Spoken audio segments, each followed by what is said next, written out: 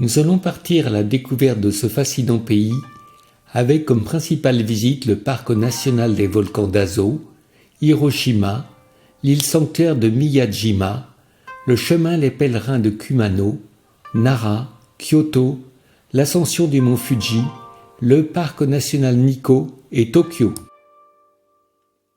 Nous commençons ce périple par la ville de Kumamoto et son château fort, l'un des plus beaux dont la construction débuta en 1467 et fut achevée à grand-peine en 1607. Les murs en pierre courbe ainsi que des surplombs en bois étaient conçus pour empêcher les attaquants de pénétrer dans le château.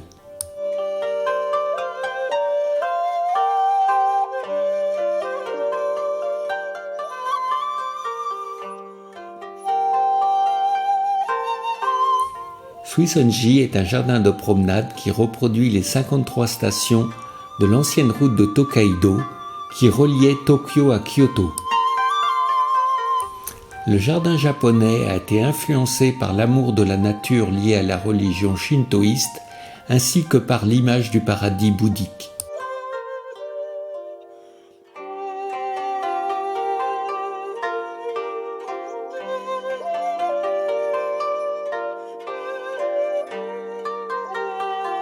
La réplique du mont Fuji. Le mont Azo est l'un des volcans les plus actifs du Japon. Depuis l'an 533, plus de 160 éruptions ont été enregistrées. La dernière éruption importante date du 20 octobre 2021, lorsque les cendres volcaniques se sont élevées jusqu'à 3500 mètres. Il possède la plus grande caldeira du monde d'un périmètre de 130 km. Une caldeira se forme lors de l'effondrement de la chambre magmatique d'un volcan.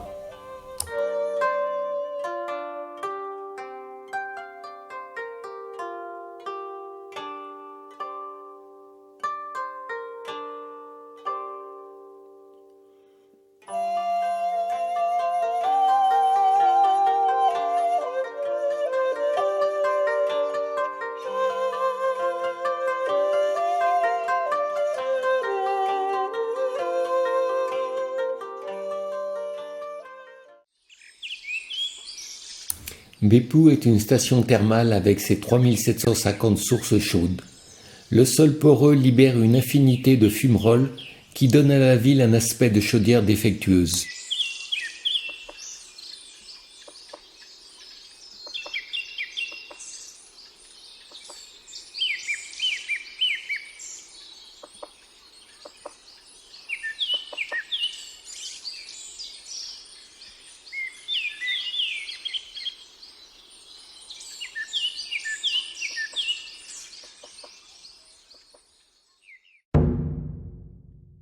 Nous voici à Hiroshima.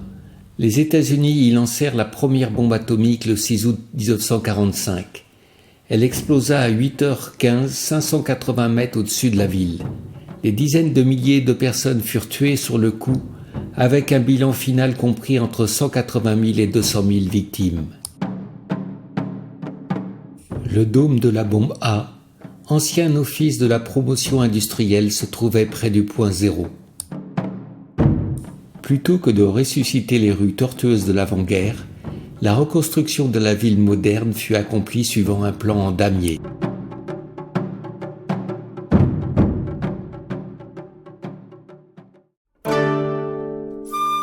L'île de Miyajima est symbolisée par un immense torii planté dans la mer, donnant à l'île un caractère sacré. Un torii est un portail traditionnel érigé à l'entrée d'un sanctuaire shintoïste, afin de séparer l'enceinte sacrée de l'environnement profane. Le shintoïsme est la religion ancestrale du Japon.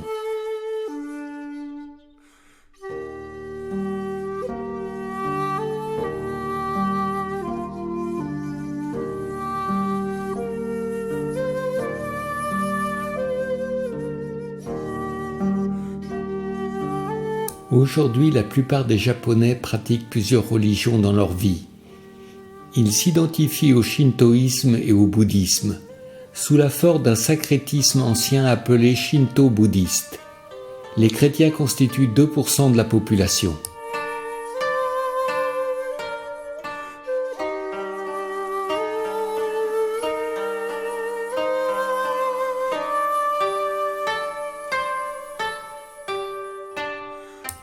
Les pagodes traditionnelles sont des constructions sacrées bouddhistes à plusieurs étages en forme de tour avec un nombre impair d'étages. Le bouddhisme a été importé au VIe siècle depuis la Corée puis la Chine.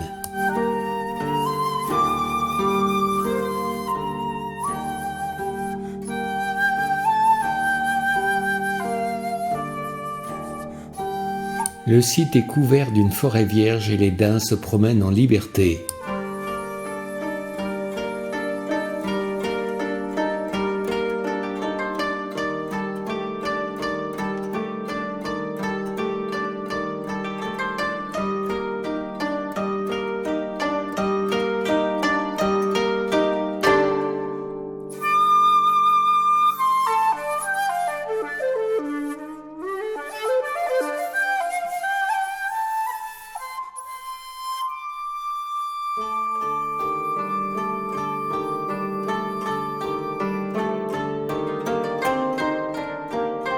Une vue sur la mer intérieure depuis le mont Mizen.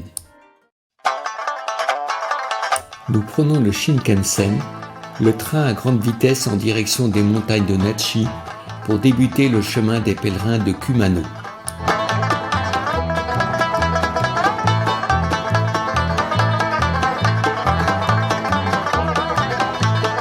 Un bento est un panier repas composé de différents plats dans des compartiments séparés. Depuis plus de 1000 ans, des pèlerins de tous âges et conditions prennent la route qui traverse les montagnes de Ki dans un long processus de purification et d'adoration. Le but est d'atteindre et de visiter les 3 grands sanctuaires de Kumano.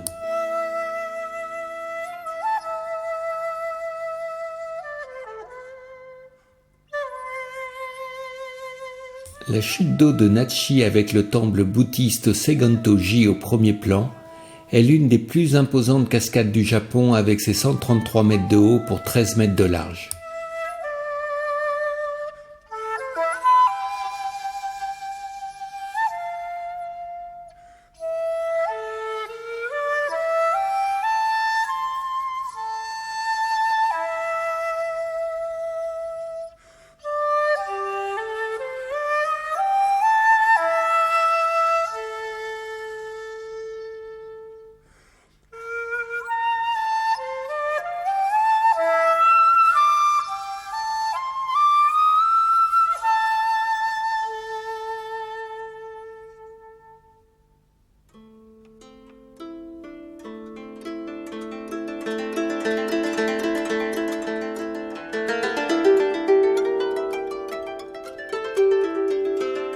Nous arrivons au but de notre pèlerinage.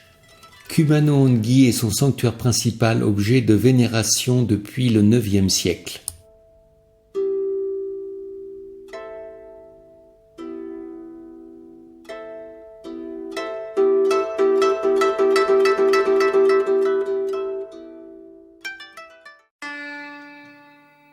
Un florilège sur la cuisine japonaise qui tient une place importante dans la découverte de la culture du pays.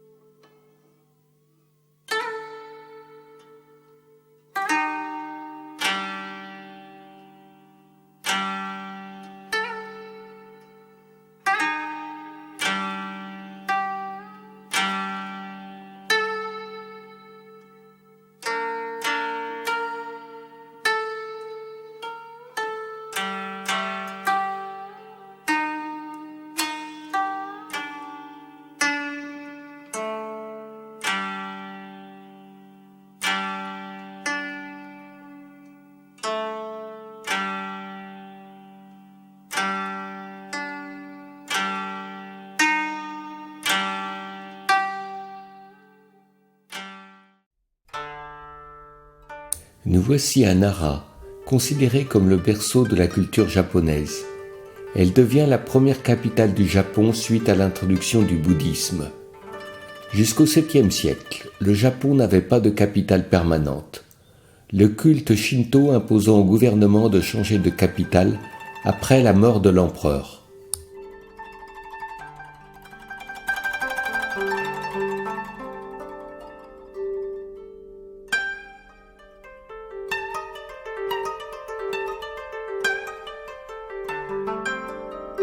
La construction du Todaiji, d'un intérêt architectural et historique exceptionnel, fut achevée en 752.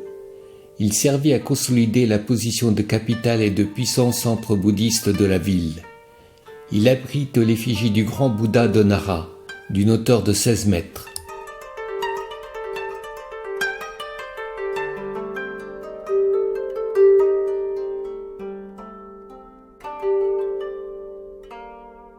Le grand sanctuaire Kasuga, achevé en 710, fut démoli et reconstruit sur le même modèle tous les 20 ans. Ce processus qui se répéta 50 fois fut abandonné en 1863.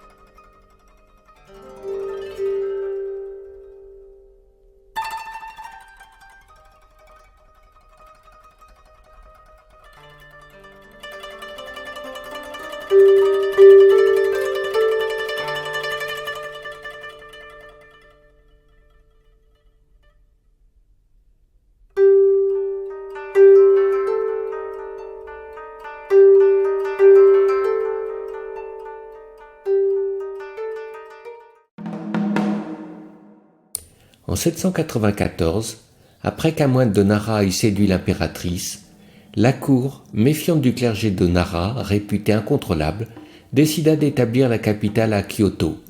Elle y demeura jusqu'en 1868.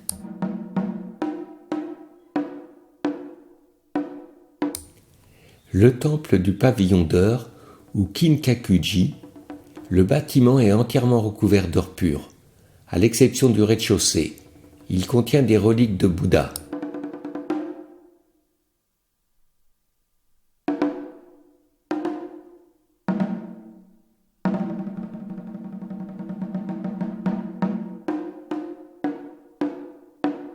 Les jardins secs sont des miniaturisations symboliques du monde, où les proportions doivent rester en accord avec le reste. Hérité du monde de la peinture, le jardin sec se regarde d'un point fixe comme un tableau. Là où la norme des jardins nippons impose souvent la déambulation dans des espaces multipliant les points d'observation.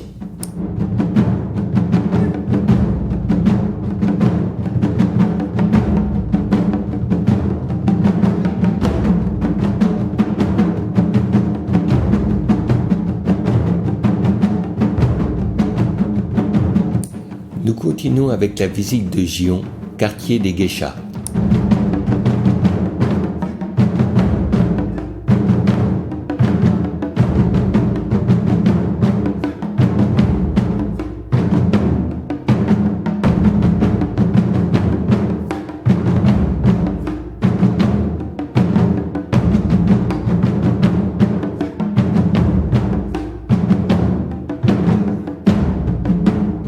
Selon les estimations, Kyoto compterait quelques 200 geishas et apprentis geishas. Très respectées au Japon, celles-ci se produisent dans des soirées privées, revêtues de soirées fabuleuses, après un long apprentissage de tous les arts classiques japonais, danse, musique, chant et art floral.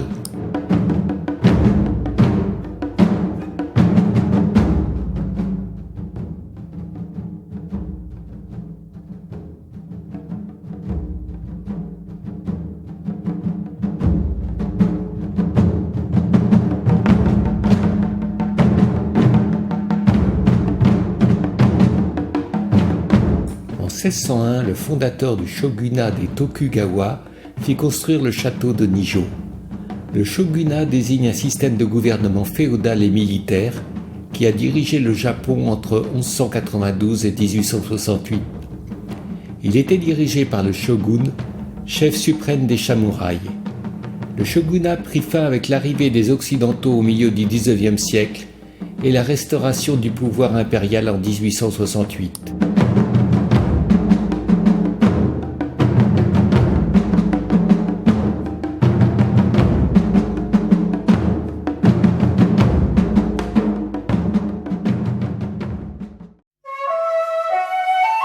Le mont Fuji élève à 3776 mètres son cône presque parfait, dont la pointe flotte au-dessus des collines et des nuages bas. Le volcan dort depuis 1707. Jusqu'au début du XXe siècle, ce lieu considéré comme sacré ne fut escaladé que par des prêtres et des pèlerins.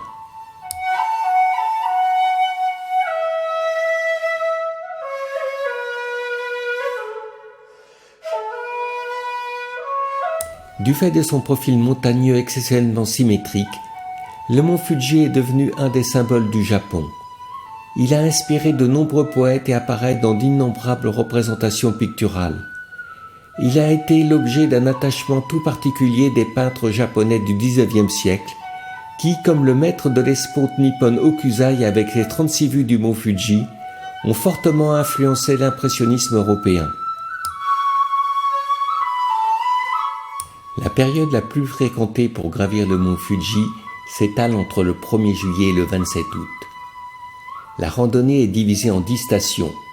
La route se termine à la 5e station à environ 2300 mètres d'altitude. Nous y débutons l'ascension le 4 novembre à 6 heures en étant quasiment seuls.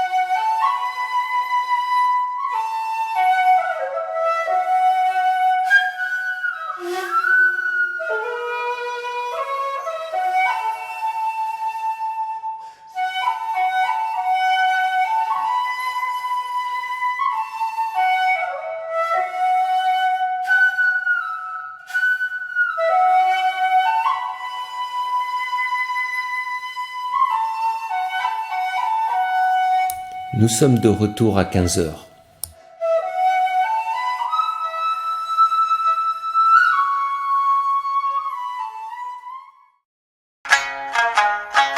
Un proverbe japonais affirme « Ne dis pas superbe avant d'avoir vu Nikko ».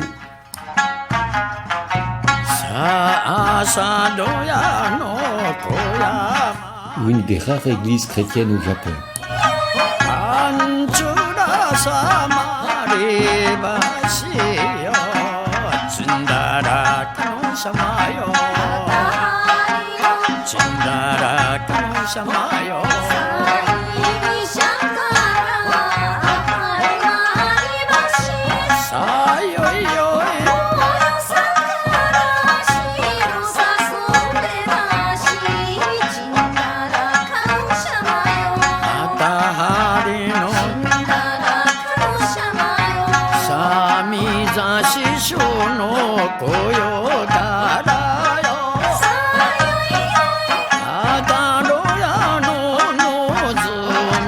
Le Toshogu, sanctuaire mausolée, a été créé pour éblouir le peuple. 2 années durant, quelques 15 000 artisans venus de tous les coins du Japon travaillèrent pour créer cet ensemble somptueux.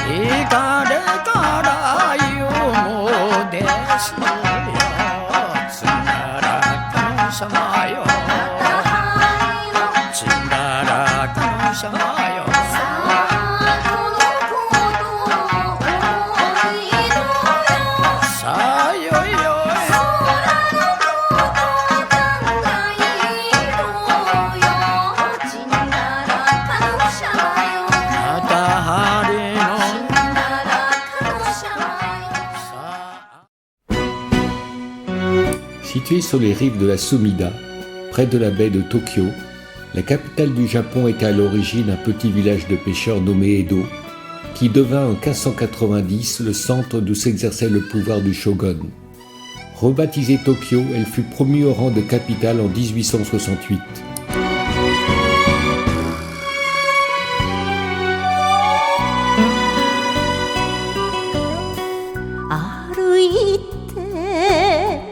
La tour de Tokyo, avec ses 333 mètres de haut, est plus haute que la tour Eiffel dont elle fut inspirée.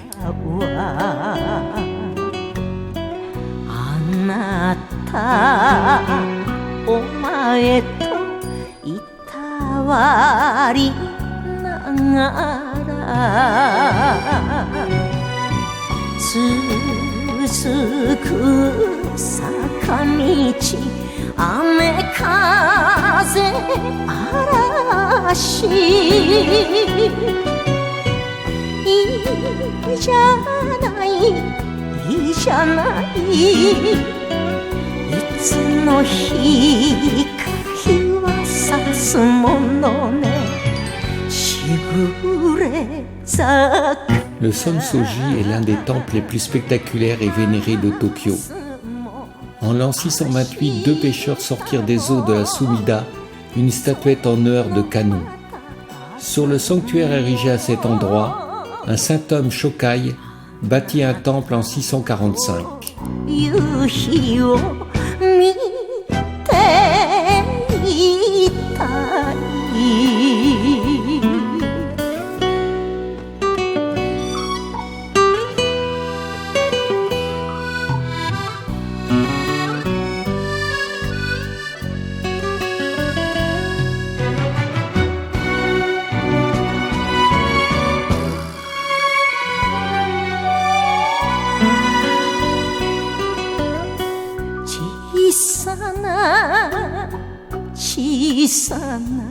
小さな夢を